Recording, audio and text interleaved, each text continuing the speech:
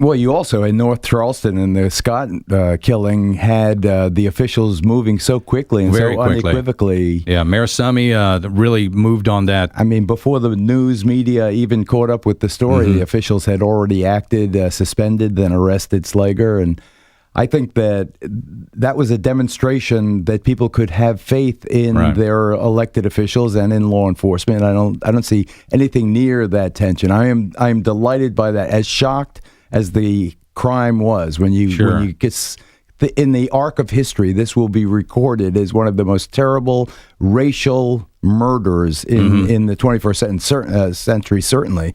And yet still, once they caught the perpetrator, who I understand has already confessed, I don't know what his plea will be this morning, but has already confessed. Once that happened, there was a sense that, oh my God, hug me, cry with me. Our city has been so wounded, but we're in this together. I was deeply impressed, I must say. Yeah, we don't have to go through all of that waiting. I mean, 13 hours seemed plenty long enough before he was apprehended up in Shelby, North Carolina. What about the media? What feeling do you get? Like you said, you get this feeling of unity, this feeling of oneness down there outside of Mother Emanuel, this beautiful historic church downtown where everybody is coming together. You know, Charlie, I love history. And the slave uprising of 1822 is something that I've studied over the years. You mentioned my sailing. I sailed past Fort Sumter where, the Civil War began. I followed all of the controversies, over the Confederate flag and so forth. I know the community fairly well. I'm just a visitor. I don't pretend to have roots here, but I love the city. It is the setting, the physical setting is so in some ways jarring when you consider the history, but to see how the city has evolved and become a modern place, a place of with shifting demographics, a city that has gone forward together as a community. I am deeply, deeply impressed. It is not an accident that Charleston is thriving and that people are moving here, and that you have a better future than past, perhaps, and so many cities like Baltimore can't make that statement. Right. We have great leaders, and we have great people following those great leaders in this community. What about some of the divisive remarks that we're getting? People like Chris Hayes, they're bringing up the Confederate flag. All of these other people are saying, you know what, this is a state that, how can you tell this family that you're supporting them when you're flying the flag? What about this rhetoric? The rhetoric that Todd Rutherford had last night with Bill O'Reilly, saying that this guy committed these crimes because of people like folks like the reporting on Fox News. What about stuff like that is so divisive, Geraldo? We have got funerals to attend.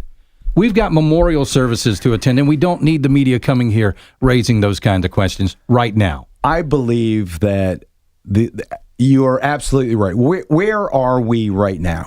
We are in the immediate aftermath of a horrible crime committed by a delusional, egotistical person who I think is more like Charles Manson, who wanted to start a race war with Helter Skelter and commit a vicious crime that ignited racial discord in a violent way. That's what Manson wanted, and that's what this kid wanted. But they both failed.